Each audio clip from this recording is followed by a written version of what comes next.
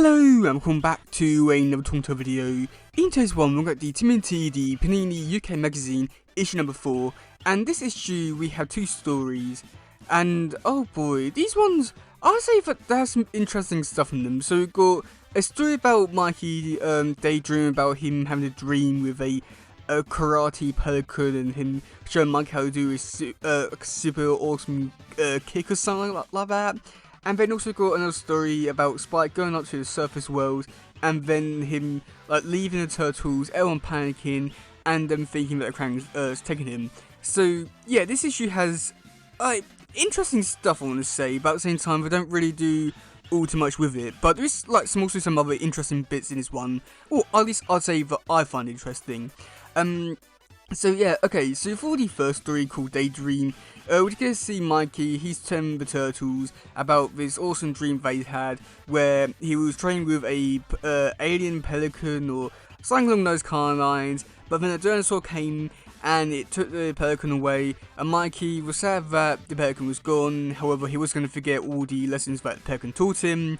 So that's when we cut over to the present day stuff, where it turns out the turtles are actually fighting Dog Pound on the rooftop with the Foot Clan, and I do like this quite a bit. And then in the end, turns out Dog Pound's beating them quite badly. He's even been like one by one, even to the point now it's just like Mikey, he's the last hole left. So what does he do? He does the pelican kick and he's able to defeat Dog Pound.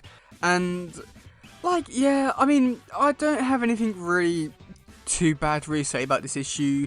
I mean, my problems with Mikey are still definitely there, but it's definitely within his character. Like it feels like it fit his character, to say the very least. And I do like the fun aspects of it, and I would have to say that also, with this just being like a 5-page mini comic story, I feel like it does the job pretty well. It just, you know, tells a story, and does it well for like a mini one. It doesn't have to do anything too big or grand or anything like that, but it does the job and does it well, and I can't really complain all too much. But I feel like at the same time, I feel like with what I would like with Turtles and just what this version does, it's like very competing different things. But at the same time, I do enjoy this one quite a bit, just how fun and goofy it is. I just wish it didn't really lean too much heavily into that and try to be a bit more serious, but not too much. But it is what it is, and I feel like at the time it worked really well. Now for the second story, we got to see the turtles, namely Raph and Mikey. Let's try and see where Spike wants to do, if he wants to stay in the lair or if he wants to go up to the surface. And we do this by showing off him eating on a leaf.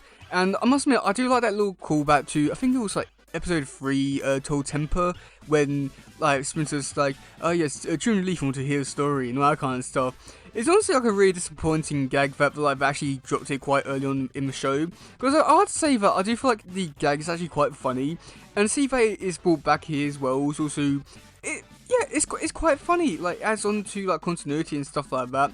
It's just like a nice little thing which I like. I wish we could have seen a lot more of this, because I really do feel like it works really well for everything, and like I said, it's just a really nice callback to the show.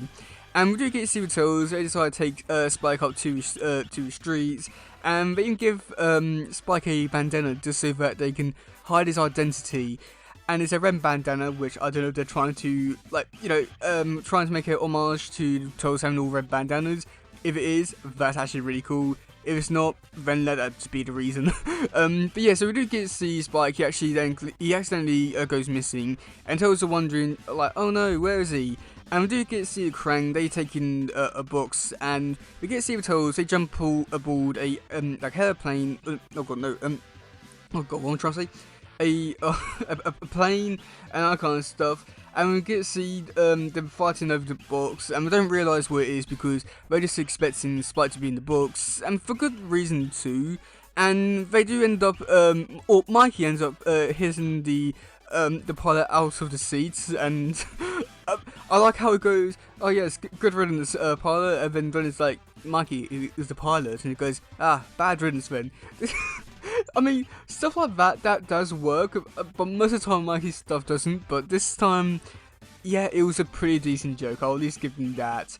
And we did get to see them land on the ground and the sea was in the box, and like, oh my god, So they go home, and turns out like Spike is there, and it's just eating on his leaf and that kind of stuff. And I wanted to say that I do somewhat wonder if like how far they actually knew about Spike and Slash's story arc and all that kind of stuff in the show, because I got a feeling that by the time this comic was being made, it most likely was be around the time they were somewhat making season 2. So I'm somewhat a bit curious to see know how much like people knew about the show going into like these stories at the time, that kind of stuff. And I mean, yeah, I got nothing against it. It's just I wish I had like a little bit more, because I feel like this like story could have, or like series could have helped like set up some stuff for the future and that kind of stuff. But yeah. And then for the final bit, we get to see Raffi goes on to show Spike a ninja move that he was showing Spike earlier by kicking everyone in the face, and this feels a bit too just out of wrath. I mean, I know that's supposed to be the angry one and that kind of stuff, but it just feels so boring to see Raph just punching people just because he can. It's not good writing whatsoever. But yeah, so I'll just say that overall, I mean, with the first story, it did its job pretty well, I want to say. There's not really much to it other than just that. It was just a fun, stupid story for Mikey, which just did its job well. And I've got nothing else to really say about it. The second story, I did quite enjoy quite a bit of all the references, like with the show, with like Spike's leaf gag, and even like Mikey even referring to the other story in this issue itself, which is quite nice to see as well. And maybe somewhat hinting that maybe Slash or like Spike would get into more of an action type of role and that kind of stuff. But I'd say that it was pretty nice, and also like something which I was quite surprised at when looking at the credits for this story. For the second one, it was actually done by Jack Lawrence, who's doing, or he's not doing. He has done some artwork for the Samuel Adventure stuff in quite a few in the past few years. I want to say it was like the. I know recently he did the April special one, and also I believe it may. I'm not sure. I'm pretty sure it's that. Also the Usagi Jimbo one. Of course, yeah, that one. So yeah, so it's like quite nice to see that also like other people who like in modern Turtle comics, like seeing their start with Turtles and that kind of stuff. Like back then, it was quite nice. But yeah, I mean. It's a nice story. I just wish there was a lot more to it, but at the same time, it's a 5-page story, so what can you expect from it? So, yeah. But yeah, let me know in the comment section below what you think about this issue. Do you like it? Do you not? Or do you like these issues, really? And, yeah. That's going for today, guys. If you please share, subscribe, and that stuff. Goodbye. Yo. Bye.